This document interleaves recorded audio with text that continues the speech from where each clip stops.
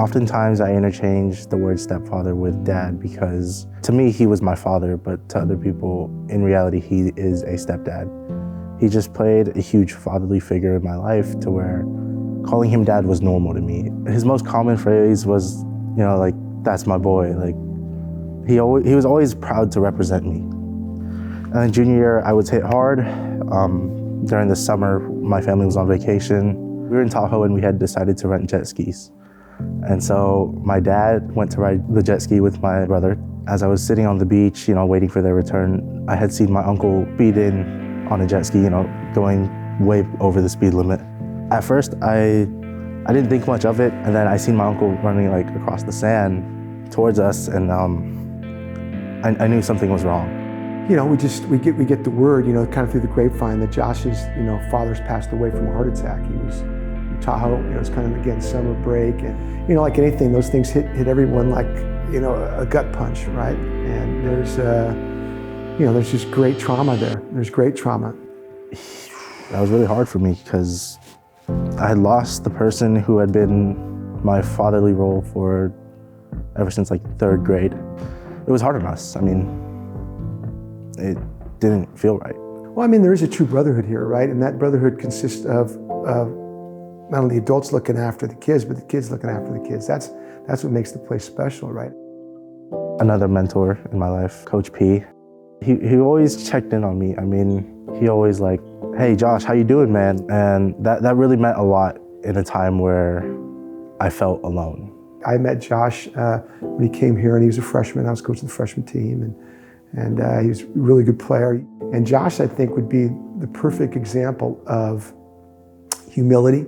Someone who has a lot of talent, and met his dad a couple times, his mom, and his little sister, his little brother were bouncing around there. And Josh's dad was a big part of his life. Football got me closer to my stepdad because it gave us something that we could both talk to and relate to.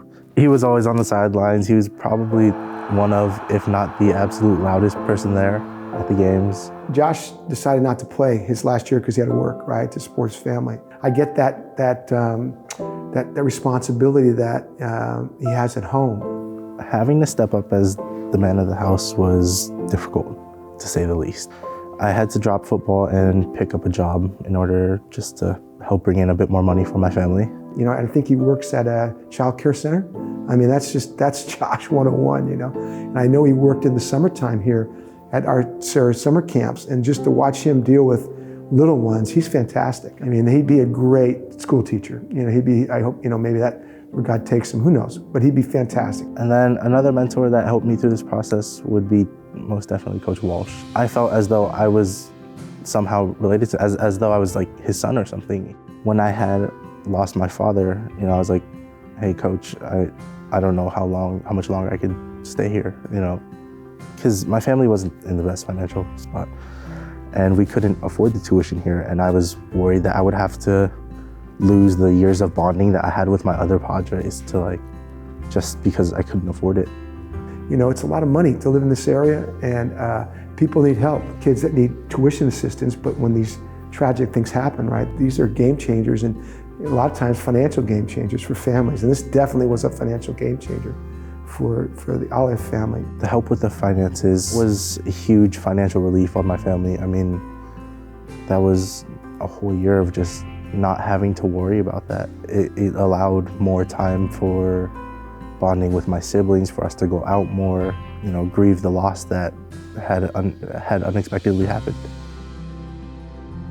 A young man that's gone through some great pain in his life has that worry taken off his plate, and that's huge, because especially with the loss of a parent, there's going to be some circling the wagons at the house, and to have that along with the mortgage, to have Catholic school tuition over your head, that's really rough on the remaining family. And so it's wonderful that Sarah can help out those kids and those families, really. I believe that it's important for Sarah to have a fund to help those in need because, as I said myself, I was scared that I would not be able to continue the rest of my years at Sarah, a school that I had loved and felt so welcomed at. It was scared to have the possibility of having to leave it. And I believe that fund really takes pressure off of other families that need it who may not be in the best financial place.